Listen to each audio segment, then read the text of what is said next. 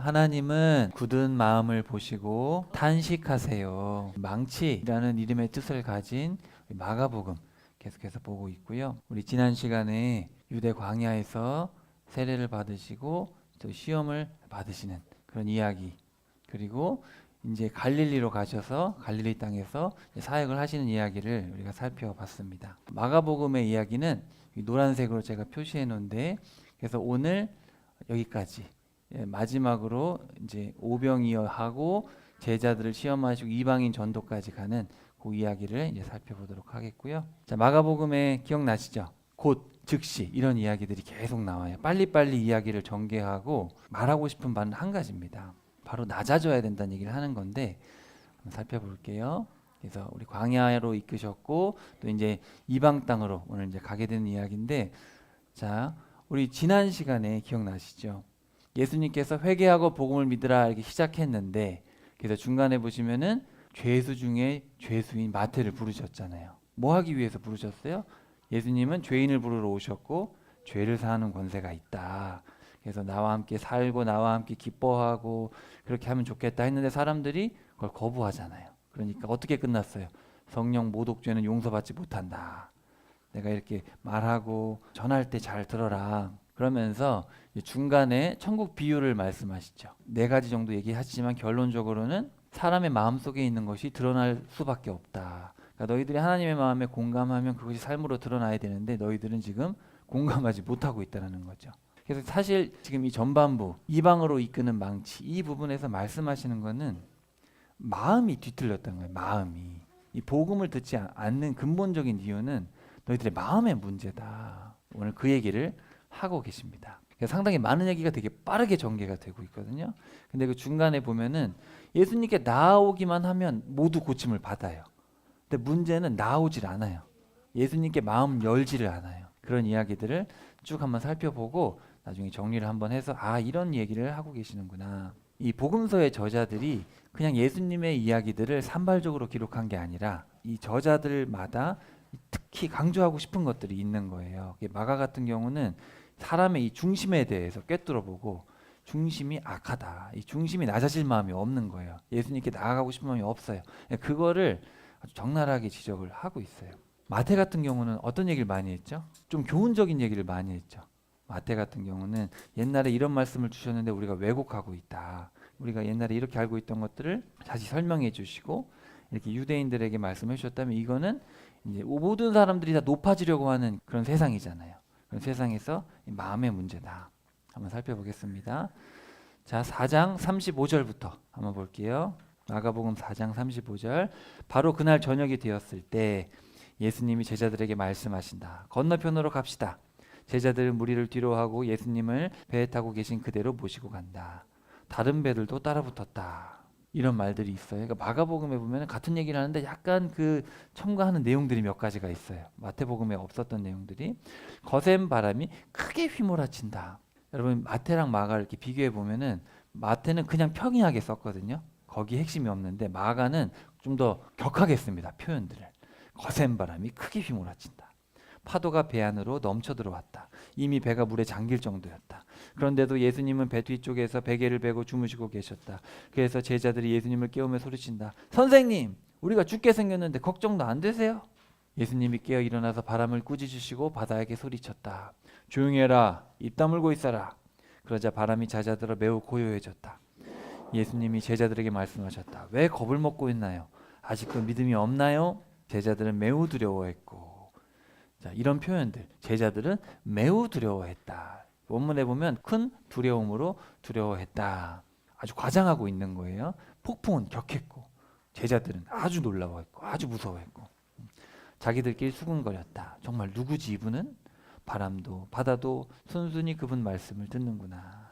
자, 여러분 믿음에 대해서 제가 여러 번 같이 나눴는데요. 자, 믿음이란 단어가 히브리어에서 왔고 이게 이제 그 당시 예수님 시대에 사람들이 썼을 거 아니에요. 그렇죠? 그리고 그거를 헬라어로 썼는데 그 히브리어 동사가 아멘 아시죠? 아멘. 그 아멘인데 이 동사는 사역 동사라는 거예요. 사역 동사라는 말은 주체가 스스로 할 수 없어서 남에게 그 행동이나 동작을 하게 하는 형태죠. 그러니까 여러분 믿습니다라고 했을 때 그 그거는 무슨 뜻일까요? 나에게 믿음이 없어요. 나에게 믿음이 없어서 그분께서 나를 이끌어 가시기를 신뢰하는 그런 행동을 얘기하는 거예요. 히브리어 자체가. 그리고 이것이 헬라 시대로 와서 헬라 그리스 말로 했을 때 이 피스티오라는 말도 뭐예요? 제가 말씀드렸듯이 이거는 목적어를 취하는 게 아니라 뭐예요? 역격을 취한단 말이죠. 그러니까 누구에게, 그러니까 관계적인 거예요, 상당히. 그래서 이 성경에서 말하고 있는 믿음이라는 단어는 내 의지를 가지고 어떤 대상을 믿는 개념이 아니라 그 대상이 없으면, 그 내가 의지하는 그분이 없으면 아무것도 할 수 없기 때문에 그분께 의지하고 신뢰하고 위탁하고 맡기는 그런 개념을 믿음이라고 하는 거예요, 성경에서는. 그러니까 믿음이 나에게서 나오지 않아요. 성경에서 얘기하는 거는 나에게서 믿음이 없어요. 믿음은 뭐예요? 선물이거든요. 선물. 구약의 히브리어 동사 아만이나 그리스어 동사 피스티오다 둘 다 내가 뭘 하는 게 아니라, 내가 물론 하지만 그 출처가 난 할 수 없기 때문에 그분께 위탁하고 의지하고 맡기는 걸 얘기하는 거예요. 그래서 예수님께서 여기 보시면 아직도 믿음이 없나요? 라고 했을 때 나는 왜 이렇게 믿음이 없을까? 이런 개념이라기보다는 왜 그 주님의 신실하심에 너 자신을 맡기지 않느냐, 이런 개념에 가깝습니다. 지금 예수님이 함께 계시잖아요. 그리고 예수님이 우리가 그 전반부에서 살펴봤을 때 예수님이 얼마나 많은 일들을 행하셨어요. 근데 그런 거를 보고도 너희들은 왜 아직도 나를 신뢰하지 못하느냐, 그런 의미죠.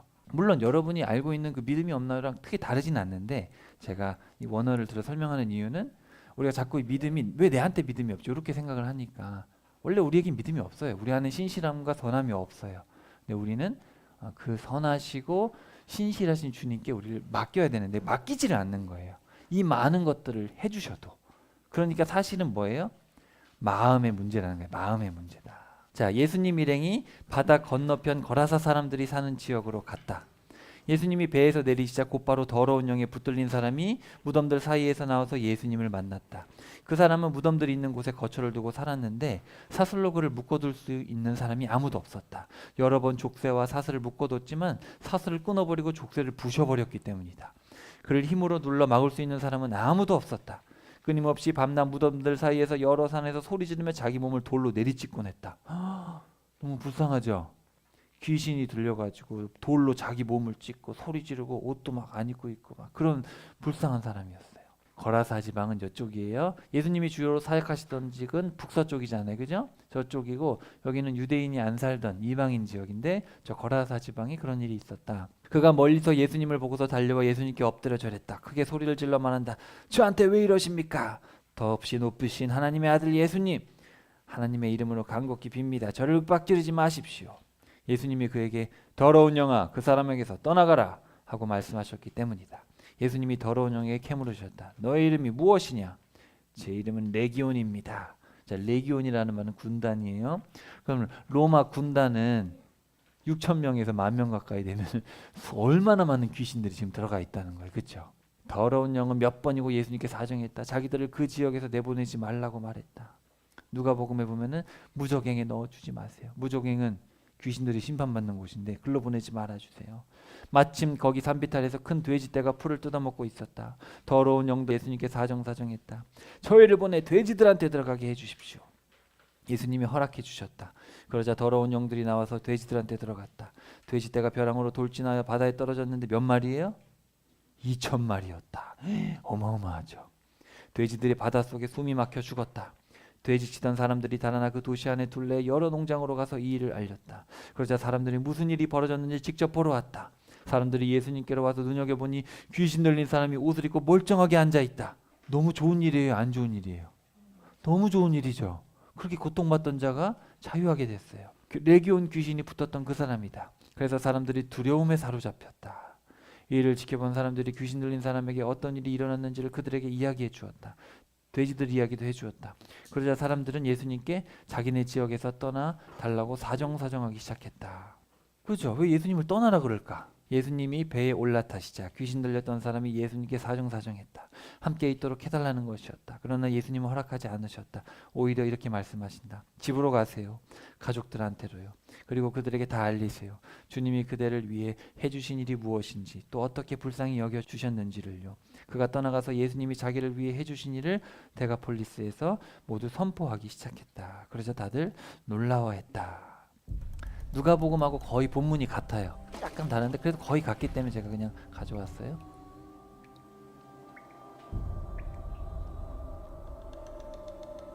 여러분 여기서 주제는 완악함입니다. 사람의 마음이 얼마나 완악한지 이 어마어마한 예수님의 표적을 보고도 굳어있어요. 마음이.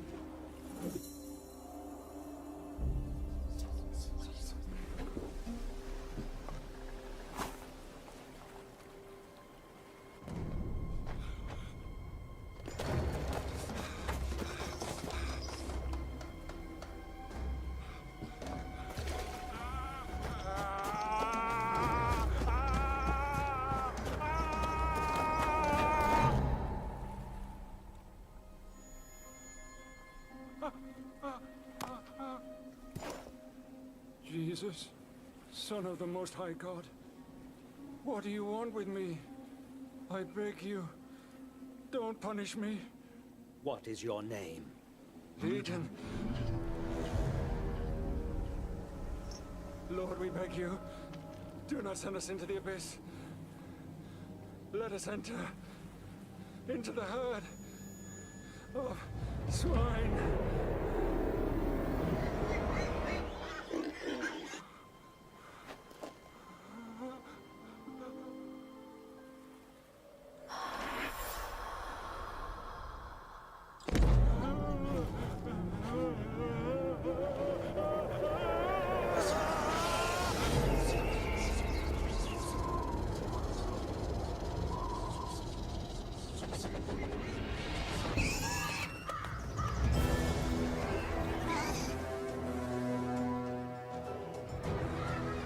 Hey!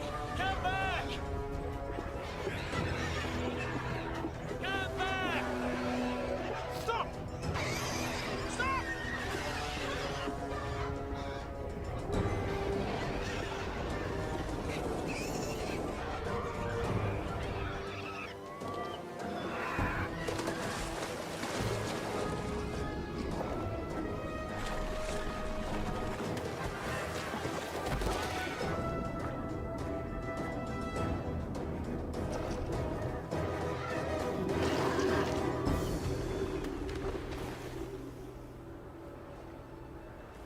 Go away from here! You, magician!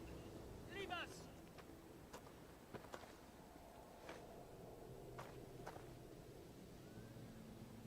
Go away from this place! Leave us! Go away from here! I'll follow you wherever you go. Let me come with you. Go back home and tell what God has done for you.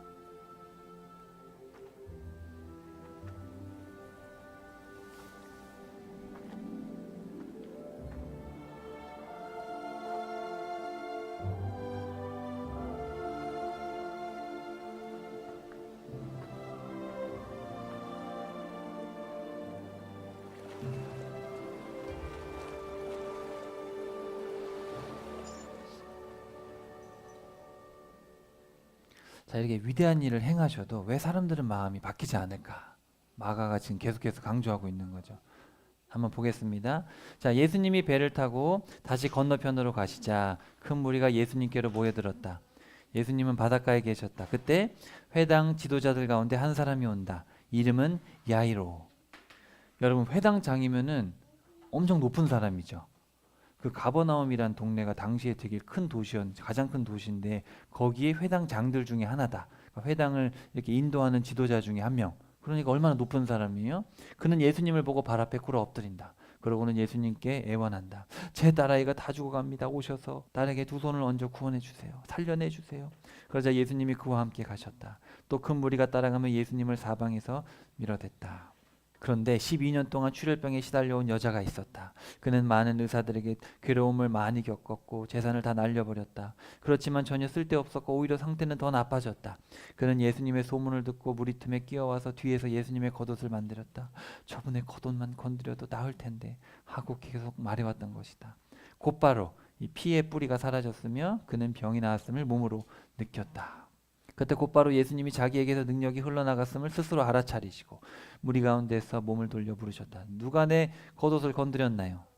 아니 무리가 선생님을 둘러싸고 밀어대는 것을 보시면서 누가 나를 건드렸나라고 물어보시면 어떡합니까? 그러나 자기를 건드린 여자를 보시려고 예수님이 무리를 둘러보셨다. 그 여자는 두려워 떨고 있었다. 자기에게 일어난 일을 알았기 때문이다. 부정한 사람이 누군가를 만지면 돼야 안 돼요? 법적으로 안 돼요. 왜냐면 예수님도 부정해지니까 안 되거든요. 그가 나와 예수님 앞에 엎드려 있는 그대로를 다 말씀드렸다. 그러자 예수님이 그에게 말씀하셨다. 따님, 그대의 믿음이 그대를 구원했어요. 평안히 가세요. 병의 고통에서 놓여 건강하게 지내세요. 예수님 옷을 만진 게 이거예요. 여기 술 보이죠? 술을 만진 거예요. 왜냐하면 저 술은 성경에 보면은 너희들은 술을 만들어서 너희들이 구별된 백성이라는 것을 표시해라. 그렇게 이제 옷에도 표시를 주셨어요. 그게 되게 좋은 의미죠. 근데 이게 사실은 되게 개인적인 거기 때문에 만지면 안 되는 거예요. 다른 사람이. 근데 만질 수 있는 건 누구예요? 자녀들. 자녀들이 할아버지 턱수염 만지면 뭐라고 안 하듯이 그런 의미입니다. 그러니까 따님 이렇게 부르는 거예요. 딸아. 그러면서 네가 나한테 온전히 맡김으로 인해서 구원을 받은 것이다. 네 믿음. 그걸 믿음이라고 하죠. 네가 나한테만 맡기면 내가 할 수 없는 이 상황을 예수님께 맡기면 해결해 줄 수 있다는 걸 네가 믿었기 때문에 네가 구원을 받는 것이다. 이 얘기를 하고 있습니다. 자, 근데 이 이야기가 중간에 나오고 다시 예수님이 말씀하고 계실 때 회당 지도자의 집으로부터 사람들이 와서 알려준다. 여러분 이 야이로가 지금 딸이 죽어가고 있는데 딸 고치러 빨리 가야 되잖아, 그렇죠? 근데 지금 이 여자가 와가지고 이러고 있으면 지금 야이로의 마음은 어때요? 지금 나 바빠 죽겠는데 지금 딸이 죽어가는데 지금 천한 여자가 왜냐하면 회당장은 어떤 사람이에요? 제일 높은 사람. 혈루증 걸린 여인은 어떤 사람이에요? 제일 부정한 사람이잖아요. 끝과 끝이잖아요, 그렇죠? 지금 비교하고 있는 거예요. 따님이 숨을 거두었습니다. 저 선생님을 계속 성가시게 할 까닭이 무엇입니까? 그러나 그런 말이 오가는 것을 예수님이 곁에서 들으시고 회당 지도자에게 말씀하신다. 두려워하지 마세요. 믿기만 하세요. 나한테 맡기기만 하세요. 지금 야이로가 두려워하는 거예요? 안 두려워하는 거예요? 두려워하고 있죠. 근데 여러분 지금 여기가 어디예요? 가버나움이죠. 예수님께서 이미 수많은 이적을 행하셨죠, 여기서. 그럼 여기 있는 사람들이 지금 이미 죽었는데 성가시게 할 까닭이 무엇입니까? 지금 이게 다 뭐예요? 다 불신앙이죠. 예수님이 수많은 표적을 이미 일으키신 동네예요. 가버나움 예수님 기지란 말이에요. 근데 이 사람들은 이미 봤는데 예수님 믿지 않아요. 표적에만 관심이 있지 지금 이 가버나움 회당장도 전혀 모르지 않았을 거란 말이죠. 근데 두려운 거예요. 믿음이 없는 거야 아직. 그리고 예수님은 베드로와 야고보와 그리고 야고보의 형제 요한 말고는 아무도 따라오지 못하게 하셨다. 왜냐하면 표적을 보여줘도 놀라워할 뿐 예수님이 누군지를 믿질 않는 거예요. 오히려 소문만 내가지고 예수님 사역을 방해만 하는 거예요. 예수님 일행이 회당 지도자의 집에 들어간다. 예수님이 눈여겨보시니 집이 어수선하고 사람들이 울고 크게 소리내어 슬퍼하고 있다. 예수님이 들어가셔서 그들에게 말씀하신다. 왜 수선을 떨며 울고 있나요? 이 아이는 죽은 것이 아니라 자고 있어요. 그러자 사람들은 예수님을 뭐 했더라? 비웃더라. 요 사건에만 나옵니다. 이 비웃더라라는 단어가.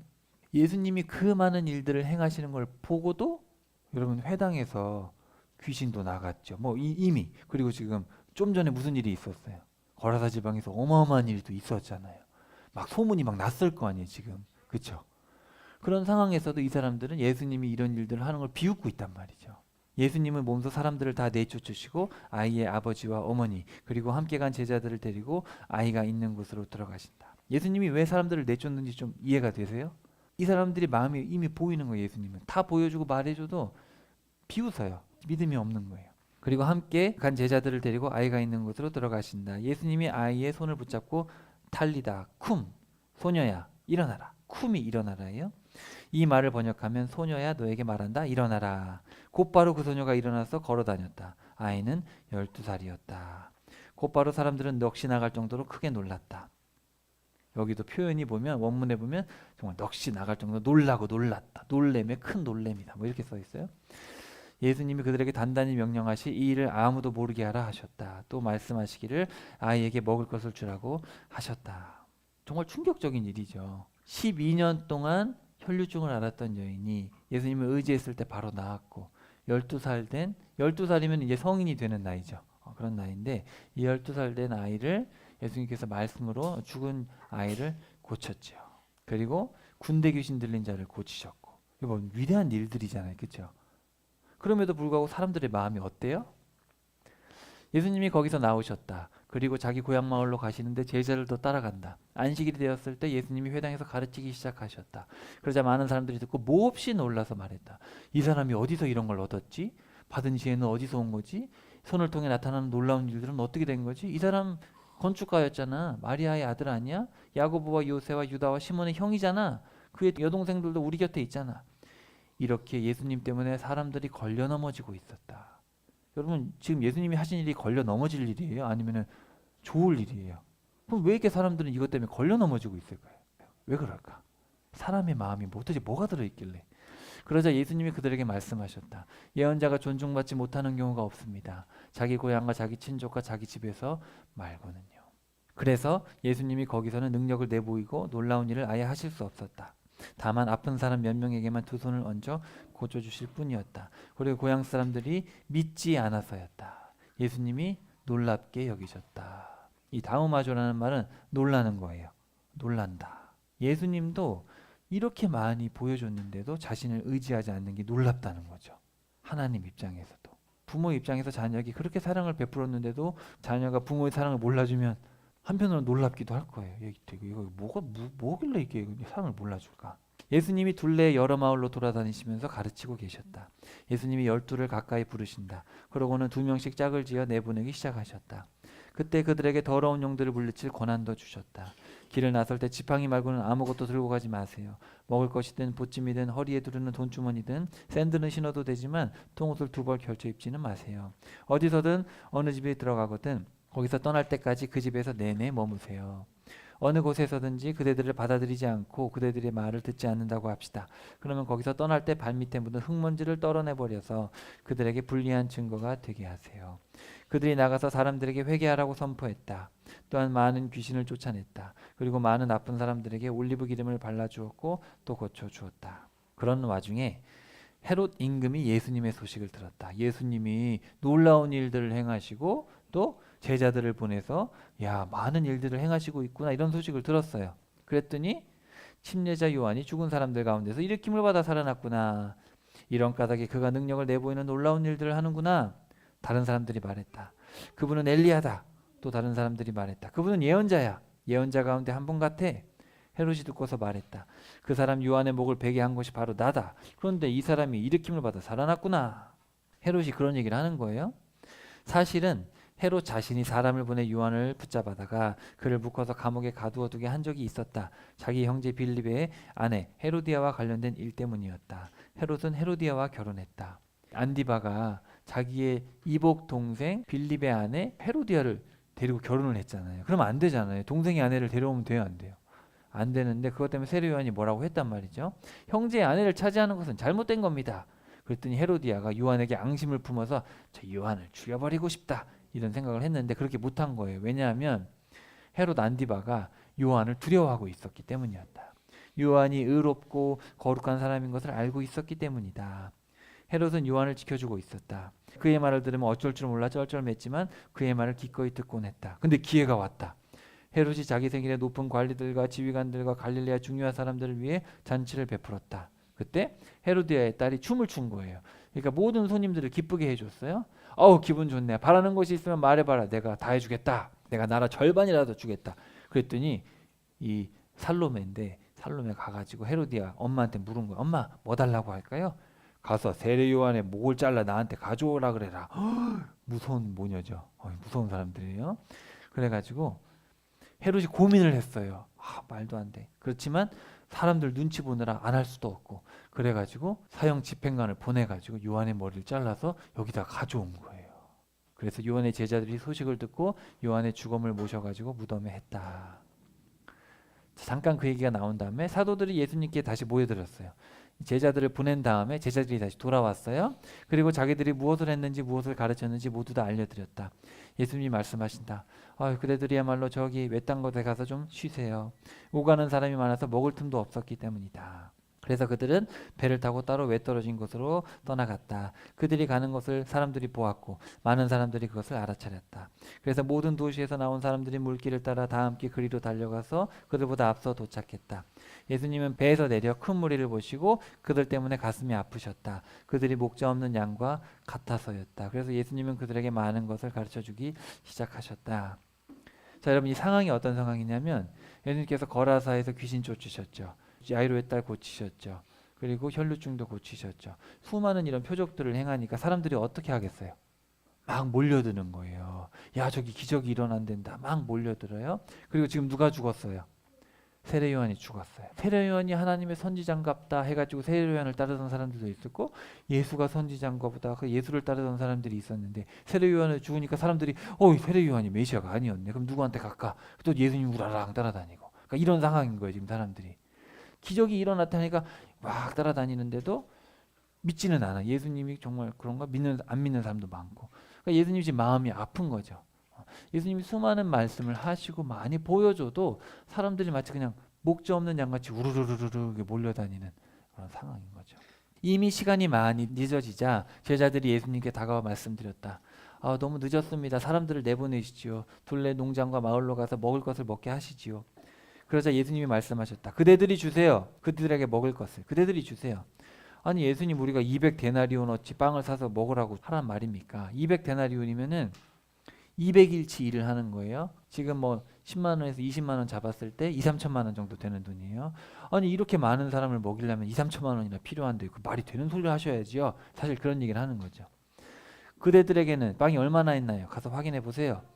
5개가 있습니다. 물고기도 2마리가 있습니다. 그러자 예수님이 제자들에게 명령을 하셨다. 자, 모두 먹을 수 있도록 100명씩 50명씩 둘러 앉으세요. 여러분, 남자만 5,000명이었대요. 그러니까 얼마나 많은 사람인지 알겠죠? 엄청나요. 그러니까 2만 명이나 되는 사람들이 바글바글한 그 들판에 바글바글한 거예요. 얼마나 많은 사람들이 예수님 기적이 일어났던 소식을 듣고 벌떼같이 몰려드는 거죠. 그래가지고 예수님이 하늘을 우러러보시고 감사기도를 드리시고 다 주니까 다 배불리 먹고 12바구니가 남았죠. 우리 기억나죠? 유대인들이 쓰는 바구니와 이방인들이 쓰는 광주리가 달라요. 그래서 유대인들이 2만 명이 모여 있었고 이런 일들이 있었다. 곧바로 예수님이 자기 제자들을 다그쳐 배 타게 해서 건너편 벳세다로 가게 하셨다. 저기 한번 밑줄 쳐볼까요? 예수님이 다그쳤어요. 이 아난카조라는 단어, 이 다그쳤다, 강요했다, 재촉했다라는 단어를 잘 안 써요. 안 나오는데 여기 나오거든요. 예수님이 왜 빨리 너희들 저 건너편으로 가라, 왜 그랬을까? 나중에 이 답이 요한복음에 보면, 뭐 뒤에도 나오지만 요한복음에 보면은 이 사람들이 원했던 건 뭐예요? 네, 맞아요. 그들이 원했던 건 빵이에요. 빵을 줄 왕이 원한 거지, 죄를 사하고 정말 하나님께로 우리가 나아가는 어떤 그런 것들을 원한 게 아니었단 말이에요. 예수님이 알고 있었어요. 이미 배 타게 하셔서 건너편 벳세다 건너편이에요. 건너편으로 가게 하셨다. 그 사이 예수님은 몸소 무리를 흩어보내신다. 그들과 헤어지고 나서 예수님은 산으로 기도하러 가셨다. 저녁이 되었을 때 배는 바다 가운데 있었고 예수님은 혼자 뭇에 계셨다. 뭇이라는 것은 육지예요. 육지에 계셨다. 그러다가 보시니 제자들이 노젓기에 시달리고 있었다. 맞바람이 불어닥쳐서였다. 예수님께서 저기 건너편으로 가라고 하셨는데 바람이 이쪽으로 불고 있으니까 갈 수가 없는 거예요. 예수님이 이른 새벽녘에 바다 위로 걸어서 제자들한테 가신다. 그런데 그들을 그냥 지나쳐 가시려고 했다. 마가는 이런 얘기를 쓰고 있어요. 제자들은 배 타고 가고 있으니까 예수님은 그냥 물 위를 걸어서 지나가려고 했었대요. 한편 예수님이 바다 위로 걸어오시는 걸 보고 사람들이 헛개비구나, 도깨비구나, 유령이다 생각해서 비명을 내질렀다. 자, 오병이어가 일어나고 저 벳세다가에서 그다음에 이쪽으로 건너가고 계신 거예요. 배를 타고. 근데 바닷바람이 이제 지중해에서 저쪽에서 불고 있는 거예요. 저녁이 되면 저쪽에서 불거든요. 그래서 이제 맞바람이 지니까 가지를 못하고 있는 상황이죠. 그래서 비명을 막 질러대고 있었던 거예요. 비명을 막 질렀어요. 모두가 보고서 겁에 질렸다. 그러나 예수님이 곧바로 그들과 말씀을 나누셨다. 그들에게 말씀하신다. 힘내세요. 계속 노를 저으란 얘기예요. 안심하란 얘기라기보다는 힘내세요. 나이여 나 두려워하지 마세요.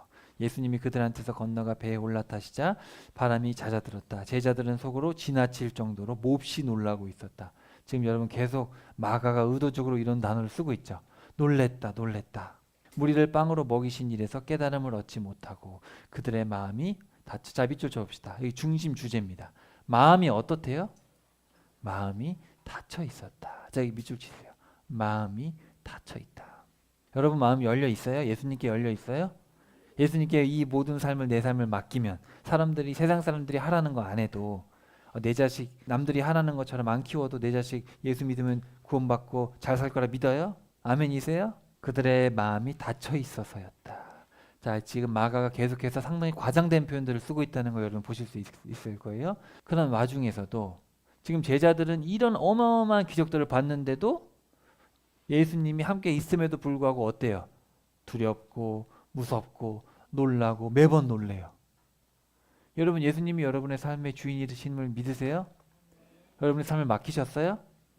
근데 왜 힘든 일이 일어나면 힘들어하세요? 내 자녀가 무슨 일이 생기면 왜 놀래요? 이 남의 일이 아니죠. 이 사람들 믿음 없는 게 아니라 우리도 그렇다니까요. 우리도 천지의 창조주를 믿고 그분께서 보내신 예수님을 믿고 성령 하나님께서 내 안에 내주하시는 걸 믿는데도 무슨 일이 일어나면 겁부터 나고 내가 이렇게 살면 될까? 내 직장, 내 가정, 우리 교회 이래서 될까? 그런 생각이 들지 않으세요? 그리고 무슨 일이 일어나면 놀래고 이게 지금 남의 얘기가 아니라고 지금 마가가 얘기를 하고 있는 거예요. 자, 여기 한번 봅시다. 자, 그래서 예수님 일행은 바다를 가로질러 맞은편 땅으로 건너가서 게네사렛 땅에 갔다. 자, 보세요. 게네사렛 어딘지 보이시죠? 자, 게네사렛. 예수님은 주로 배를 타고 이동하셨죠. 그 당시에는 그냥 배 타고 다니는 게 흔한 일이었고 여기 항구가 수십 개입니다. 걸어 다닐 수도 있으셨겠죠. 여기 요단강이 여기 흐르니까 베세다에서 올 때는 배를 타셔야겠지만 걸어 다니시기도 했지만 배를 주로 타고 이동을 하셨죠. 사람들이 막 몇백 명이 몇천 명이 막 따라오니까 또 쉽지 않잖아요. 분리해 놓고 가야 되니까. 자, 그래서 여기 보시면은 여기 베세다가 있고 가버나움이 게네사렛이 있는데 게네사렛은 평야 시골 동네, 시골 동네. 그렇게 멀진 않아요. 사실은 그냥 옆 동네예요. 근데 가버나움은 도시예요. 도시. 가버나움은 저기에서 세리도 있었잖아요. 그죠? 세리도 있고 그러니까 저기는 행정 도시인데 이 게네사렛은 시골 마을입니다. 이 시골 마을에서 주로 여기서 고기를 잡았어요. 주로 여기를 고기를 잡아가지고 가버나움에 가서 이제 파는 거죠. 팔거나 이제 뭐 수출하거나. 어쨌든 여기는 그래서 비옥한 여기 시골 마을이에요. 자, 배에 내리자 곧바로 사람들이 예수님을 알아보고 막 게네사렛 온 지역을 뛰어 돌아다니며 심하게 아픈 사람들을 깔자리를 눕혔다. 그리고 예수님이 계신다는 소문이 들리면 그곳으로 데려가기 시작했다. 마을이든 도시든 농장이든 예수님이 어디로 가시든 사람들이 아픈 사람들을 장터 마당에 데려다 놓았다. 그리고 예수님께 사정사정해서 아픈 사람들이 예수님의 또 자락소리라도 건드리도록 해달라고 했다. 그것을 건드리기만 하면 누구라도 나았다. 자, 사실은 하나님의 마음은 그렇죠. 자기에게 오기만 하면 예수님은 어때요? 예수님 마음은 어떻겠어요?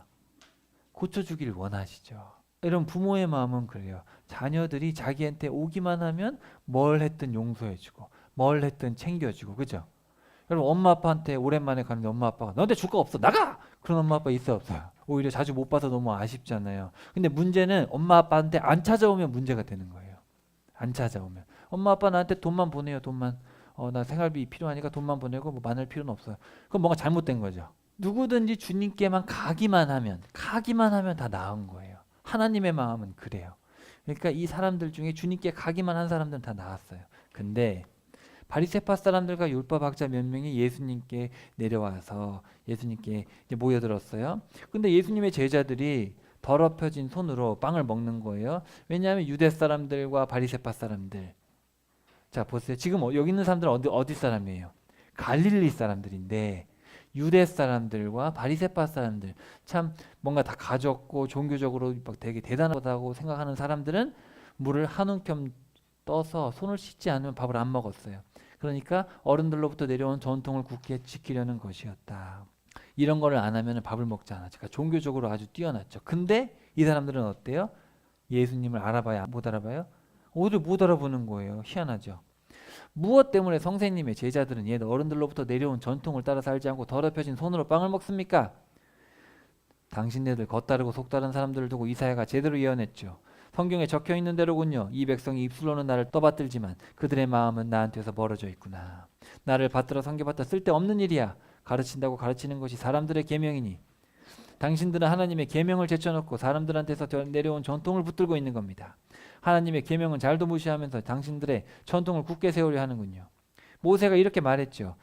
아버지와 어머니를 받들어 모셔라. 아버지나 어머니를 욕하는 사람은 반드시 죽여서 삶을 끝내게 해야 된다. 그런데 당신들은 이렇게 주장합니다. 어떤 사람이 아버지나 어머니에게 이렇게 말하면 어쩌겠어요? 제가 부모님에게 해드려야 할 것이 고르반 하나님께 드릴 예물이 됐네요. 그러면서 부모님께는 아무것도 안 하고 그렇게 내버려 둡니다. 당신들은 당신들이 전해준 전통으로 하나님의 말씀을 아무것도 아닌 것으로 만들어버립니다. 당신들은 이런 짓들을 숱하게 하고 있어요. 모두들 내 말을 잘 듣고 이해하세요. 사람 밖에서부터 사람 안으로 들어가는 것이 사람을 더럽게 하지 못합니다. 오히려 사람들한테서 나오는 것들이 사람을 더럽게 하는 겁니다. 들을 귀 있는 자는 들으세요. 예수님이 무리를 떠나 집으로 들어가셨고 비유를 두고 제자들이 여쭤보았다. 아니 그대들도 아직도 이해 못했어요? 알아듣지 못했어요? 밖으로부터 사람 안으로 들어가는 것은 무엇이든지 사람을 더럽히지 못합니다. 그것은 마음으로 들어가는 것이 아니라 배로 들어가서 뒤로 빠져나갑니다. 그런 의미에서 음식은 깨끗한 겁니다. 사람한테서 나오는 것, 그것이 사람을 더럽힙니다. 자, 동그라미 쳐봅시다. 안에서부터 사람 마음에서 나쁜 생각이 나옵니다. 마음. 아까 뭐라 그랬죠? 물 위를 걸어진 이후에 너희들 마음이 어떻다? 너희들 마음이 닫혀 있어서 그렇다. 마음이 굳어서 그렇다. 그래서 지금 뭐라 그러세요? 마음에서 나쁜 것들이 나온다. 내가 이렇게 많은 표적들을 보였는데도 너희들이 성령을 거스르고 너희들이 아직도 마음이 닫혀 있고 나를 온전히 알아보지 못하고 이런 악한 생각들을 하는 이유는 마음이 더러워서 그렇다.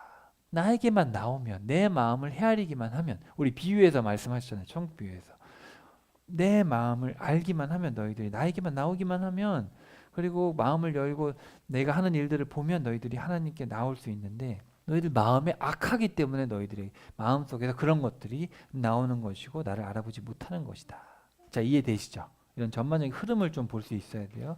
이 마음의 완악함. 그래서 자, 나쁜 생각, 음란한 짓, 도둑질, 살인, 혼외관계, 지나친 욕심, 악함, 속임수, 멋대로 놀아난 못된 눈초리, 하나님을 모독하고 시건방지고 아둔하고 이 모든 것들이 안에서부터 나와서 사람들을 더럽힙니다.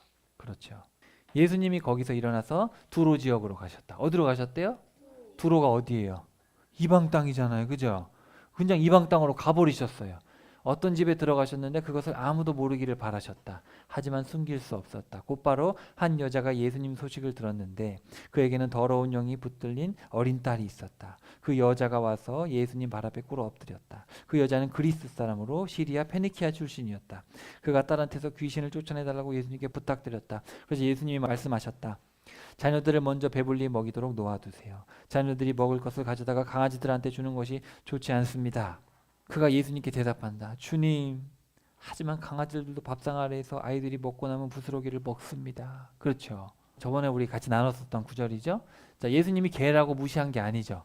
개라고 무시한 거는 들개. 그러니까 그냥 밖에 막 다니는 그런 개, 사나운 개고 여기서 말씀하시는 거는 애완견이에요. 그래서 여러분들도 애완견을 키울 때 자녀들 밥 주고 애완견 밥 주지 무슨 애완견 밥을 먼저 줍니까? 그렇죠? 그러니까 지금 예수님 마음이 어때요? 자기 백성들, 자기 이스라엘 백성들이 지금 부모를 알아봐야 못 알아봐요. 못 알아보는 상황이 찢어져요. 마음이 찢어지는 상황. 예수님 지금 그러니까 얼마나 마음이 아프셨는지 그냥 아무도 모르고 그냥 가버리신 거예요. 외딴 곳으로 가버리셨어요. 그러니까 이런 상황에서 이렇게 말씀을 하신 거예요. 자녀들이 먹을 것 지금 이스라엘 백성들이 돌아오지 못하고 있는데 지금 내가 이것 때문에 힘든데 지금 이방인들에게 줄 게 어디 있습니까? 그렇게 얘기를 한 거예요. 어떻게 보면은 그랬을 때 이 여자가 지금 뭐라고 불러요? 동그라미 쳐보세요. 주님 부르죠. 마가복음에서 예수님을 주님으로 부르는 사람은 이 사람밖에 없어요. 그러니까 이방 사람들은 이 소식을 들었겠죠. 지금 이 여자도 이 소식을 듣고 온 거지 그냥 길 가던 예수님을 붙잡고 이러진 않았을 거 아니에요. 그러니까 이방 사람들은 이 소식을 듣고서 아 이분은 신이다. 이분은 하나님이시다. 그래서 이분께만 가면 고침을 받을 수 있다고 간 것도 가서 주님이라고 부르는 거예요. 제자들은 뭐라고 불렀어요? 선생님 우리 죽게 생겼는데 왜 가만히 누워 자고 그러고 있잖아요. 근데 이 여자는 뭐라고 불러요? 여러분 우리도 예수님을 훌륭한 분으로 생각하는 것과 나의 소유주라고 생각하는 건 전혀 다른 개념이에요. 소유주, 주님, 나의 소유주님. 예수님이 그에게 또 말씀하셨다. 그렇게까지 말했으니 가라. 딸한테서 귀신이 나갔다. 그가 집으로 가서 보니 아이가 눕자리를 누워있고 귀신은 나가버리고 없었다. 예수님이 다시 두로 지역으로 나와서 시돈을 거쳐 데가볼리 지역을 지나 갈릴레아 바다로 가셨다. 사람들이 듣지도 말하지도 못하는 사람을 데려와서 그에게 손을 얹어달라고 예수님께 사정한다. 예수님께서 무리 가운데 따로 데리고 나가셨다. 왜 예수님이 자꾸 따로 나가실까요? 사람들이 자꾸 표적에만 관심이 있고 주님을 알아보질 못해요.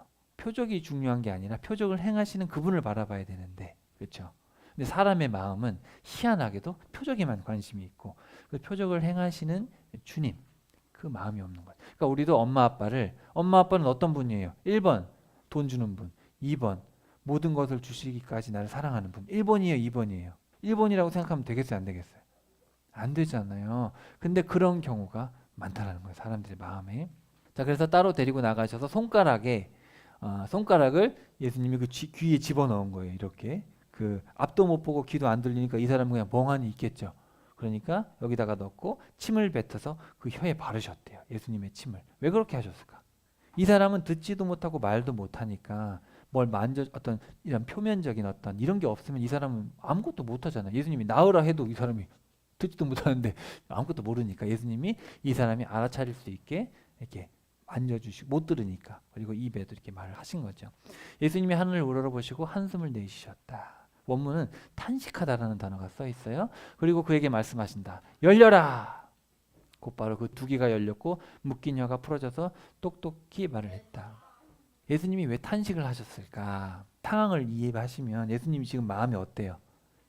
마음이 되게 힘든 상황이시죠. 자녀들에게 그렇게 베풀고 사랑을 전해주고 해도 사람들 마음이 완악한데, 이 이방 땅에도 보면은 또 사람들이 또 기적 보고 싶어가지고 막 데려오는 거예요, 사람들을. 그러니까 예수님이 이 사람을 따로 데리고 나갔잖아요, 그죠? 따로 데리고 나가서 그러면서 이제 고쳐주셨죠. 예수님이 사람들에게 단단히 이르시기를 아무에게도 알리지 말라고 하셨는데 사람들은 이럴수록 오히려 더욱 널리 선포했다. 사람들은 더할 수 없이 매우 놀랐다. 이런 표현들을 마가는 계속 쓰고 있어요. 그분이 하신 일은 모두 참 좋네요. 못 듣던 사람들이 듣게 하시고 말 못하던 사람들이 말하게 하시네요. 근데 여러분, 되게 상반된 반응입니다. 아까 사람들의 반응이 어땠는지 기억나세요? 나사렛에 가서 예수님이 고향 사람들한테 가서 복음을 전하셨더니 어때요, 이 사람들은? 쟤는 뭐지? 쟤는 우리 잘 알고 있는데 쟤는 어떻게 된 거냐, 그렇죠? 오히려 예수님에 대해서 걸려 실족하고 있는데 여기 이방 사람들은 이런 걸, 작은 걸 보고도 이렇게 놀라죠. 그 즈음에 다시 큰 무리가 모여 있는데 먹을 것이 없었다. 그래서 칠병이어 사건이 일어납니다. 무리를 보니 마음이 아프네요. 이방인들이 3일 동안 따라온 거예요. 이 사람들 먹일 게 없으면 쓰러질 겁니다. 그랬더니 누가 무슨 수로 여기서 빵을 구해서 이 사람들을 배불리 먹일 수 있겠습니까? 여기는 지금 외딴 곳입니다. 여러분, 제자들이 이런 얘기를 하면 돼요, 안 돼요? 제자들은 지금 다 겪었죠. 오병이어도 겪었죠. 제자들, 주님, 우리가 5,000명을 다 먹이지 않았습니까? 주님은 하실 수 있습니다. 근데 왜 제자들은 여전히 이런 소리를 하고 있을까? 제자들이 말했다. 빵 7개가 있습니다. 그래서 예수님께서 명령하셔서 자리 잡고 앉으라고 하시고 이제 감사기도 드리신 다음에 나누어 줬죠. 물고기가 2마리인지 성경에 써 있진 않고 7병2어인지는 몰라요. 7병 몇 어예요. 그래서 사람들이 먹고 배불렀다. 무리는 4,000명이었다. 예수님께서 그들을 흩어내보내셨다. 곧바로 예수님은 제자들과 함께 배에 올라타셔서 달마누다로 가셨다. 자, 그래서 저쪽으로 가시, 막달라로 가신 거예요. 자, 바리새파 사람들이 나와서 예수님과 실랑이 하기 시작했다. 자, 거기 동그라미 쳐봅시다. 자, 실랑이 하기 시작했다. 이것도 마가복음에 나오는, 강조하고 있는 단어죠. 자, 지금 마가복음에서 계속 나오는 단어가 뭐예요? 엄청나게 놀랐다, 그렇죠? 그리고 계속 따진다, 탄식한다, 이런 표현들 계속해서 마가복음에서는 이런 표현들을 쓰고 있어요. 예수님께서 하늘로부터 오는 징표를 내놓으라고 하며 예수님을 떠보았다. 자, 여러분, 이 징표라는 단어, 헬라어 세메이온이라는 단어는 기적이 아니에요. 기적이 아니라 영어로 하면 사인입니다. 사인. 기적하고 달라요. 여러분, 사인이 뭐예요? 우리가 표지판을 보면 표지판이 왜 써 있죠? 저쪽으로 가세요, 멈추세요. 그게 사인이죠. 그래서 이 사인, 하늘로부터 오는 사인, 예수님께서 이 많은 표적을 왜 보여주셨을까요? 맞아요, 믿으라고. 어떤 걸 믿으라고? 맞아요, 예수님이 바로 너희들이 기대하던 구원자, 그리고 메시아, 구원자, 내가 하나님이다라는 것을 보여주려고 기적을 보여준 거죠. 지금 기적 자체가 중요한 거예요. 기적을 통해서 가리키고 있는 게 뭐예요? 그 예수님이 하나님이라는 사실, 그게 중요한 거예요. 그게 중요한 거잖아요. 근데 이 사람들 바리새파 사람들 와서 또 뭘 구해요? 또 징표를 또 보여달래. 이렇게 많이 보여줬는데 그러니까 예수님이 탄식을 하시는 거죠. 마가복음에만 딱 한 번 나와요. 한숨을 길게 내쉬셨다. 원문에 보면 그 영에게 이렇게 되어 있어요. 제 개인적인 생각에 이게 해석이 어려운데 사람들이 그 마음에 탄식을 하셨다 이렇게 보통 해석을 합니다. 근데 성경에 보면은 그 영에게, 그러니까 그 영이라고 번역했을 때 이게 성령님인데, 근데 저는 이제 이게 뭐 구원과 관련된 문제는 아니지만 제 개인적인 생각에 왜 굳이 표현을 이렇게 했을까라고 했을 때 성령님께서 비둘기처럼 내려오셨잖아요. 그러니까 예수님과 하나님이 함께 하시죠. 함께 하시는 상황에서 서로 그 공감을 하시는 게 아닐까. 내 마음 속에 내 마음에 깊이 탄식했다라는 표현과 내 안에 계신 성령님께 내가 깊이 탄식했다라는 게 뭐 그게 다른 표현은 아닌데 굳이 원문에서 표현이 그렇다라는 거예요. 왜냐하면 역격으로 돼 있어. 그러니까 마음 안에 탄식했다라고 표현을 안 하고 마음에게 탄식했다라고 표현이 그렇게 되어 있어요. 또는 마음에 의해서. 그래서 제가 그냥 이렇게 표현을 써놓은 거예요. 근데 이 성령님에 대해서 우리가 인식을 할 때 이게 참 어려워요. 어떤 학자도 이거를 정확하게 대답을 못해서 제가 그냥 이렇게 설명을 드리고 저도 잘 모르겠어요. 근데 표현은 그렇다라는 거 역격으로 되어 있어요. 자, 이 세대가 왜 징표를 요구합니까? 아멘 그들에게 말합니다. 이 세대는 절대로 징표를 받지 못할 겁니다. 예수님은 그들을 내버려 두고 다시 배를 타고 건너편으로 떠나가셨다. 제가 부차적으로 설명드리고 싶은 게 성령님을 모독하지 말라 그러잖아요. 성령을 거스르는 죄는 용서받지 못한다. 그래서 저는 그거랑 다 연결을 해서 지금 아까 그 말씀을 드린 거예요. 성령이 우리에게 내주하시려고 하는데 그걸 자꾸 거부하거나 그러면 안 되겠죠. 그분과 함께 탄식하고 함께 걸어가고 함께 생각하고 그런 의미에서 이렇게 성령 저자가 표현하지 않았을까. 이게 제 생각이에요. 제자들이 깜빡 잊고 빵을 챙겨가지 않았다. 그래서 배 안에서 빵이 없었다. 조심하세요. 바리새파 사람들의 누룩과 헤롯의 누룩을 주의하세요. 그러자 제자들은 자기들에게 빵이 없는 일을 두고 서로 이야기를 주고받았다. 그대들에게 빵이 없는 것을 두고 왜 수군거립니까? 아직도 못 알아듣겠습니까? 아직도 깨닫지 못합니까? 그대들의 마음이 닫혀 있는 겁니다. 밑줄 쳐봅시다. 아까 나왔던 단어죠. 기억나세요? 물 위를 걸었을 때도 여러분 마음이 닫혀 있는 겁니다. 근데 또 뒤에서 또 얘기하시죠. 여러분 마음이 닫혀 있는 겁니다. 마음속 여기서 보시면 마음속에 악한 것이 가득합니다. 계속해서 지금 뭐에 대해서 얘기하고 있어요? 마음에 대해서. 눈이 있어도 보지 못하고 귀가 있어도 듣지 못합니까? 아까 귀가 있는 사람 열어주셨죠. 말 못하는 사람 말하게 하셨죠. 그렇게 예수님이 다 이렇게 했는데도 이 사람들은 못하는 거예요. 내가 빵 5개를 5,000명에게 주어서 먹이지 않았습니까? 12개가 남았죠. 4,000명에게 먹이지 않았습니까? 7개가 남았죠. 왜 아직도 깨닫지 못합니까? 이렇게 많은 사인을 줬는데 왜 아직도 못 알아듣습니까? 그래서 한번 정리해 봅시다. 자, 예수님께 나온 사람들 사인을 보고 예수님께만 가면 나음을 받는 거예요. 지금 우리가 성경을 통해서 2000년 전에 예수님이 얼마나 많은 사인을 주셨는지, 얼마나 많은 표징을 우리에게 주셨는가, 자신이 누구인 것을, 그리고 우리 인생의 모든 문제와 인생의 궁극적인 이 존재적인 죄의 문제와 이 죽음의 문제를 해결할 수 있는 분은 주님밖에 없다는 걸 다 보여주셨죠. 12살 땐 딸이 죽어다 살았잖아요. 죽음의 문제도 해결하시고 귀신의 문제도 해결하시고 먹을 문제도 해결하시고 자연재해의 문제도 해결하시고 예수님이 이 모든 문제를 해결하실 수 있어요. 예수님께 가면 돼요. 사인을 주셨어요. 근데 사람들이 가야 안 가요? 안 가요. 간 사람들은 다 나음을 받았죠. 근데 오병이어 보여주시고 물 위를 걸으셨어요. 그렇지만 그런데도 불구하고 와가지고 계속해서 예수님을 비판하고 있죠. 이 본문들에서 계속 나왔던 얘기가 뭐예요? 너희들 마음이 굳어있다. 마음이 완악하다. 너희들 마음속에 더러운 것이 있기 때문에 더러운 것이 나오고 있는 것이다. 마음의 문제에 대해서 얘기를 하셨죠. 그래서 보세요. 제자 훈련을 시키셔서 이렇게 보내기도 하시는데 세례 요한이 죽으니까 또 우르르 몰려다니면서 예수님 뭐라 그러셨어요? 야, 이렇게 보여줘도 그냥 우르르 이 세례 요한 갔다가 나한테 왔다가 우르르 몰려다니는 아직 갈 바를 알지 못하는 양 같아서 너무 불쌍히 여기셨죠. 근데 그런 와중에서도 이 이방 여인 부스러김 예수님을 주님으로 불렀잖아요. 그죠? 주님으로 불렀어요. 그래서 이 이방 여인의 딸이 나음을 받았죠. 고향으로 가셨는데 고향 사람들은 어떻게 해요? 배척해요. 근데 이방 지역에서 귀 먹고 말도 듣는 사람을 고쳤더니 이 사람들이 뭐라 그래요? 참 좋은 일을 하셨다. 정말 대단한 일이다. 이렇게 하나님을 높이잖아요. 그래서 다른 복음서에 뭐라 그랬어요? 이스라엘의 하나님께 영광을 돌렸다. 그렇게 돼 있단 말이죠. 마태복음에 보면은. 나사렛에서는 예수님과 제일 가까운 사람들은 예수님을 배척하는데 이방 사람들은 이스라엘 하나님께 영광을 돌리고 있더라. 자, 그리고 회당장 야이로 가장 높은 사람, 그 사람은 예수님을 제대로 못 믿고 있어요. 그렇지만 그 상황이 그럴 수밖에 없으니까 어쩔 수 없이 예수님께 가서 막 매달렸는데 예수님께서 죽은 딸을 고쳐주셨죠. 그러니까 사실은 회당장쯤 되면은 사실은 믿음도 얼마나 좋겠어요. 그죠? 회당의 장이잖아요. 그럼에도 불구하고 이 사람 마음속에 뭐가 있어요? 두려움이 있는 거예요. 두려움. 두려워하지 마라. 이 사람은 다 소식을 들었을 거 아니에요. 예수님 소식을 다. 그렇지만 여전히 예수님을 신뢰하지 못하고 예수님의 제자가 아니었다가 이제 예수님께 나아갔는데 여전히 두려운 거죠. 죽음 앞에서 두렵지만 예수님께서 하신 거고 이방인들에게는 주님께서 이제 은혜를 베풀어 주시죠. 거라사 귀신 들린 자를 주님이 고쳐주시고 그에게 주께서 행하신 일을 알리라 했는데 이런 어마어마한 표적을 보고도 그 동네 사람들은 어떻게 했어요? 예수님을 쫓아냈죠. 예수님 절로 가버리세요. 필요 없어요. 마음이 완악한 거예요. 그 사람들도. 그죠? 그리고 표적을 구하는 바리새인들. 그런 바리새인들도 그 많은 표적을 봤음에도 불구하고 여전히 표적을 구하고 있으니까 표적을 보지 못할 것이다. 그래서 이 이야기가 어떻게 시작됐어요? 왜 이렇게 믿음이 없느냐? 왜 아직도 나한테 너의 삶을 맡기지 않느냐? 광풍이 해결됐잖아요. 예수님께서 광풍을 잠잠하게 하시는 걸 봤잖아요.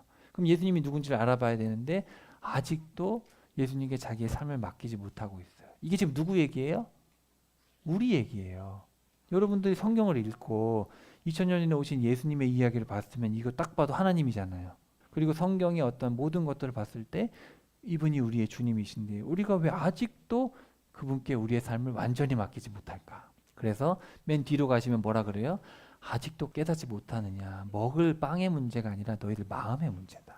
자, 그래서 자, 기억나시죠? 자, 요한복음 15장 보시면 나야말로 참 포도나무이고 내 아버지는 농부입니다. 내게 붙어 있으면서 열매를 맺지 못하는 가지는 죄다 그분께서 그 가지를 잘라버리십니다. 라고 번역을 하니까 너무 무서워요. 근데 이 맥락을 봤을 때는 그런 맥락이 아니라 이 당시 예수님이 제자들 데리고 유언을 하시는 장면 그리고 이 포도나무 농사법을 봤을 때 이 아이로라는 단어는 땅에서 들어 올리다라는 뜻이 있기 때문에 이렇게 번역하는 게 맞습니다. 제가 보기에는 그래요. 자, 그래서 여기 보세요. 우리는 지금 포도나무를 보면은 다 높이 이렇게 하거든요. 근데 그 당시에는 땅으로 기어다녔단 말이에요. 이렇게. 그래서 돌을 보세요. 돌로 이렇게 들어 올려놨어요. 땅에 있으면 열매를 못 맺으니까. 그래서 내게 붙어 있는데 열매를 못 맺고 있으면 열매를 맺을 수 있도록 어떻게 해요? 들어 올려준다라는 거고. 그리고 열매를 맺고 있는 가지는 장가지를 쳐서 더 열매를 많이 맺게 하려는 것입니다. 그대들은 이미 깨끗합니다. 내가 그대들에게 해주었던 말씀 때문이지요. 이 본문을 여러분 잘 이해를 하셔야 돼요. 그러니까 지금 중요한 건 뭐예요? 예수님께 여러분의 삶을 어떻게 하면 돼요? 맡기면 되는 거예요. 맡기면. 문제는 안 맡기는 게 문제인 거예요. 내 안에 머물러 있으세요. 그러면 나도 그대들 안에 머물러 있을 겁니다. 가지가 스스로는 열매를 맺을 수 없습니다. 포도나무 안에 머물러 있지 않으면요. 그처럼 그대들도 내 안에 머물러 있지 않으면 마찬가지입니다. 나야말로 포도나무, 그대들은 가지입니다. 누구든지 내 안에 머무르는 사람, 또 내가 그 안에 머무르는 사람, 이런 사람이 열매를 많이 맺습니다. 나 없이는 그대들이 아무것도 할 수 없기 때문입니다. 그러니까 여러분 예수님은 우리가 필요할 때 달라붙어야 되는 분이 아니라 예수님께 달라붙어 있지 않으면 우리 삶엔 열매가 아무것도 없어요. 아무것도 열매가 안 돼. 그러니까 우리는 1차적으로 그냥 예수님께 붙어 있어야 돼. 무조건. 누구든지 내 안에 머물러 있지 않으면 가지처럼 밖에 버려져 말라버릴 겁니다. 사람들이 그것들을 모아다가 불에 던집니다. 그러면 그것들이 타버립니다. 그대들이 내 안에 머물러 있고 자 동그라미 쳐봅시다. 내 말이 그대들 안에 머물러 있으면 그대들이 바라는 것을 뭐든지 달라고 하세요. 예수님께 붙어 있는 게 뭐예요? 예수님을 믿는 게 뭐예요? 예수님의 말씀이 우리 안에 머물러 있는 게 예수님을 믿는 거예요. 그대들이 바라는 것은 뭐든지 달라고 하세요. 그러면 그대들에게 이루어질 겁니다. 예수님께 나아가기만 하면 예수님께 붙어가지고 병을 고쳐달라고 하는 사람들은 다 어떻게 됐어요? 다 나았어요. 그대들이 열매를 많이 맺고 나의 제자가 되면 이 일로 내 아버지께서 영광을 받으실 겁니다. 아버지께서 나를 사랑하신 것처럼 나도 역시 그대들을 사랑했어요. 나의 사랑 안에 머무르세요. 그대들이 내 계명들을 지키면 내 사랑 안에 머물러 있는 겁니다. 자, 여러분 지금 예수님께서 전개를 어떻게 하시냐면 포도나무를 통해서 포도나무에 붙어 있으면 농부들이 열매를 못 맺고 있으면 들어 올려서 열매 맺게 하고 열매를 맺고 있으면 같이 치게해서 더 열매를 많이 맺게 하는 거 아니냐 그렇게 얘기를 하시면서 전환을 하셔가지고 나한테 붙어 있으면 된다. 그럼 너희도 열매를 맺게 되는데 나한테 붙어 있는다는 건 뭐냐면 내 말이 너희 안에 거하는 것이다. 그리고 내 말이 너희 안에 거하는 것이 나를 사랑하는 것이다. 그래서 사랑한다면 예수님의 계명들을 지켜야 된다. 이런 식으로 지금 나아가고 있는 거죠. 그러니까 예수님께 붙어 있는다는 건 결국은 무슨 얘기예요? 예수님의 말씀을 붙들어 사는 거를 예수님께 붙어 있다라고 얘기를 하는 거예요. 내가 내 아버지의 계명들을 지켜서 그분의 사랑 안에 머물러 있는 것처럼요. 이런 것들을 그대들에게 말해준 것은 나의 기쁨이 그대들 안에 있도록 하라는 겁니다. 안 지키면 지옥 가! 이렇게 얘기하려는 게 아니라 예수님 안에 있는 그 기쁨과 사랑이 우리 안에도 있었으면 좋겠다. 여러분, 엄마 아빠가 여러분에게 무슨 말을 해줄 때 안 지키면 밥도 안 줘. 힘들어 죽겠는데 말 들어! 그런 엄마 아빠 아니면은 내가 너희를 얼마나 사랑하고 너희들이 건강하게 살기를 바라니까 내 말을 좀 들어다오. 그런 얘기잖아요. 그죠? 마찬가지예요. 우리에게 생명을 주기 위해서 신명기 10장 13절에도 나와 있듯이 너희들의 행복을 위해서 이 말씀을 주는 거 아니냐. 여러분 예수님의 이 많은 말씀들 마가복음에 마태복음 누가 요한 이 사복음서에 써 있는 말씀들 누구 좋으라고 하는 거예요? 우리의 행복과 우리가 기쁘게 살 수 있도록 해주기 위해서 주는 겁니다. 그대들의 기쁨이 가득하게 하려는 겁니다. 그럼 여러분 우리가 이 예수님의 말씀을 읽고 살아내는 게 버겁고 부담스럽고 그런 거예요? 정말 행복하고 기쁜 거예요. 정말 행복하고 기쁜 거예요. 다른 게 없어요. 그런데 왜 사람들의 마음이 굳어 있을까? 하나님의 이 마음, 부모로서 우리의 주인으로서 사랑과 은혜가 한이 없으신 그분의 마음을 몰라서 그런 거예요. 몰라서. 그래서 우리가 그 중간에 보면 그 비유에서 마음에 있는 것이 드러난다. 그런 얘기를 했잖아요. 그렇죠? 뿌린 것은 자라게 되고 겨자씨는 커지게 되고 씨를 뿌리면 좋은 밭은 열매 맺기 마련이다. 너희들이 이 나의 마음을 알면 당연히 내가 누군지 알아볼 거고 내 사랑 안에 거하지 않겠느냐. 근데 너희들이 왜 이렇게 표적을 구하고 왜 이렇게 믿지 못하고 왜 이렇게 놀래고 맨날 놀래고 표적을 구하고 왜 그런지 아냐. 너희들 마음이 완악하기 때문이다. 따라해 봅시다. 하나님은 굳은 마음을 보시고 탄식하세요. 주님이 우리를 보고 탄식하시면 되겠어요? 안 되겠어요? 안 되겠죠. 바라옵기는 우리 모두가 정말 주님의 마음에 기쁨을 드릴 수 있는 굳은 마음이 아니라 하나님의 마음을 우리 마음에 잘 심어서 하나님께 기쁨을 드릴 수 있는 우리가 됐으면 좋겠습니다. 하나님이 행하시는 일이 아니라 그 일을 행하시는 마음을 헤아릴 때 그분께 온전히 자신을 맡길 수 있습니다. 우리가 많은 경우에 왜 주님께 마음을 못 맡기냐, 주님께 우리 삶을 왜 100% 못 맡기냐, 표적만 봐서 그래. 표적을 보지 말고 표적을 행하시는 그분. 그러니까 예수님의 이 사복음서를 읽으실 때도 어떤 마음으로 이 표적을 행하셨을까를 이해를 해야지. 예수님 기적을 행하시네. 그럼 나도 병 고침도 받을 수 있고 우리 사업의 문제도 해결될 수 있고 이제 그렇게 되면은 마음이 완악한 거예요. 아직 자신을 내려놓지 못했어요. 그래서 우리가 이제 다음 주에 살펴볼 이야기가 마가복음의 주제인데 거기 가면 이제 3번에 걸쳐서 얘기하시죠. 자기를 죽이고 자기 십자가를 지고 나를 따르지 않으면 내 제자가 아니다. 이렇게 얘기를 하게 됩니다. 그래서 다음 주에 한번 그 부분을 한번 살펴봅시다. 그래서 우리 한 주간도 하나님의 마음을 헤아리고 온전히 예수님께 우리의 시간과 몸과 삶과 이 모든 것을 맡겨서 하나님께서 주신 기쁨을 누릴 수 있는 우리 모두 되기를 축복합니다.